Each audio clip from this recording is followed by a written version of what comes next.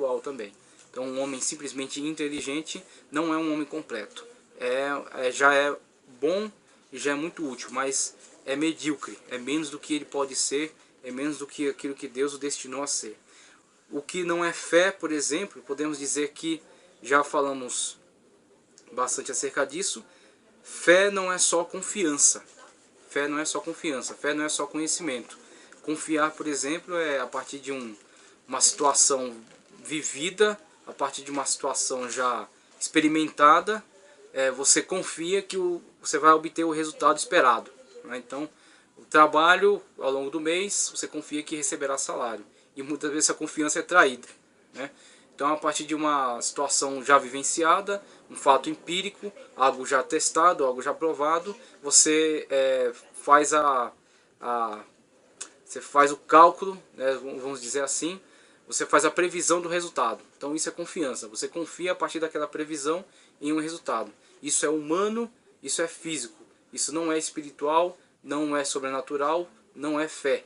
Isso é simplesmente confiança dentro de perspectivas racionais.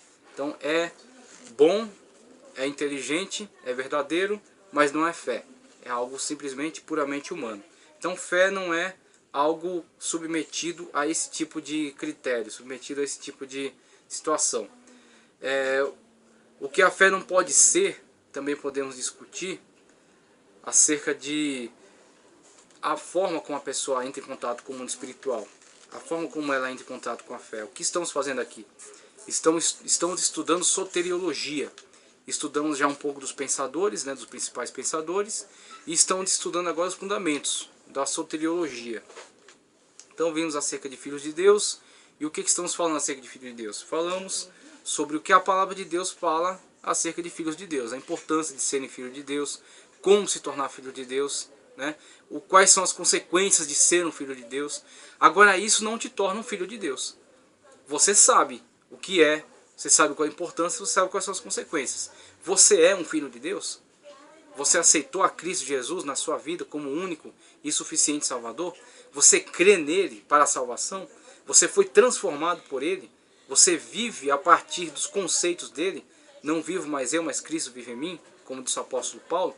Se você cumpre isso na sua vida, então aquilo que eu estou falando para você se tornou verdade na sua vida. Aí você vai ser um filho de Deus, porque você vai ser adotado a partir desta ação de salvação de Cristo Jesus. Então existe uma diferença entre a teoria e a prática, uma diferença evidente. Você aqui está aprendendo sobre isso, mas isso só vai se tornar realidade quando for vivenciado. A mesma forma é a fé. Eu não vou te ensinar aqui a manifestar a fé sobrenatural. Eu vou te falar acerca do que é a fé. Então a fé bíblica é exatamente isso. Firme fundamento das coisas que se esperam. Prova daquilo que não se vê. Elemento necessário e fundamental para se relacionar com Deus. Manifeste ela na sua vida, né? Busque manifestar fé sobrenatural na sua vida, né? Ore a Deus, converse com Deus, creia em Deus, se submeta a Deus e a sua palavra, e a partir de uma atitude real, uma atitude verdadeira, você vai viver a fé. Você não vai simplesmente saber o que é fé, definir fé. Você vai vivê-la. A fé só vai ser real na sua vida quando você sair do plano teórico e entrar no plano prático e viver a fé. Crer em Deus de verdade, né? Sempre lembrando, crer é um termo emprestado para a língua portuguesa. Então a fé é isso. A fé não pode ser simplesmente completamente ensinada. A fé não é adquirida simplesmente por se conhecê-la, mas é vivida. A partir do momento que você vive, a partir do momento que você manifesta essa fé, aí sim você tem conhecimento pleno acerca do que é a fé. Então a fé, por exemplo, ela é uma das coisas que diferenciam as pessoas. Então falamos, por exemplo, acerca de maturidade, né? Maturidade na vida espiritual. O cristão vai se desenvolvendo, vai crescendo, vai conhecendo mais de Deus, vai caminhando mais com Deus, adquirindo responsabilidades, aí ele passa em níveis de maturidade. Ele é uma criança, né, um neófito, um novo na fé. Ele é vamos dizer assim, um termo artificial, criado por nós aqui para o entendimento somente. Ele é um jovem, ele está em processo de crescimento, ele não é mais um neófito, mas ele não está pronto ainda. Então esse estado intermediário, ele é um jovem na fé. E um estado final, ele é uma pessoa madura na fé. Ele está pronto e perfeito? Não. Ele está consciente dos seus defeitos está consciente das suas limitações, mas está confiante em Deus. Ele se entrega totalmente nas mãos de Deus e faz a parte dele, assume a sua responsabilidade. Essa é uma pessoa adulta, uma pessoa madura na fé. Da mesma forma, temos níveis também de fé. Como temos níveis de relacionamento com Deus, temos níveis de fé. Um texto, por exemplo, de 2ª Carta de Paulo a Timóteo, capítulo 1, versículo 12, diz: por cuja causa padeço também isto, mas não me envergonho, porque eu sei em quem tenho crido, e estou certo de que é poderoso para guardar o meu depósito até aquele dia. É bem importante o texto de Romanos 8:24 que diz: porque em esperança fomos salvos. Ora, a esperança que se vê não é esperança, porque o que alguém vê, como esperará? Então Paulo está fazendo um contraste aqui entre aqueles que manifestam fé de verdade, fé salvífica, fé sobrenatural, não somente confiança, não somente conhecimento, e que aqueles que isso manifestam creem no sobrenatural. Porque eles estão dizendo que aquilo que você vê, você não espera. Você já está vendo, já é certeza, é uma constatação, é um conhecimento. Você está vendo este livro aqui. Você não precisa ter fé para que ele exista. Você o vê, você pega nele. Ele existe no plano físico, no plano material. Mas Deus é mais do que isso. Agora, você vai ter acesso ao mundo de Deus não é de forma física, empírica. Você vai ter acesso ao mundo de Deus por meio da fé. Então a fé, ela te faz crer e ela é fundamento das coisas que se esperam e que não se veem. Então Paulo está dizendo exatamente isso. Que ele não somente está no âmbito do esperar, não está se vivendo no âmbito do confiar, no âmbito do ver, do analisar pela racionalidade, mas ele está numa esperança viva, numa esperança verdadeira, numa esperança naquilo que é sobrenatural, naquilo que é do mundo de Deus. E essa esperança é garantida pela sua fé. Sua fé, ela o coloca em relacionamento direto com Deus e com as suas verdades. Tanto nessa questão do texto de Romanos, quanto do texto de Timóteo também, quando ele manifesta certeza naquele que crê, mesmo com as adversidades. Mesmo com as adversidades, a fé dele não é abalada. Muitas das vezes a sua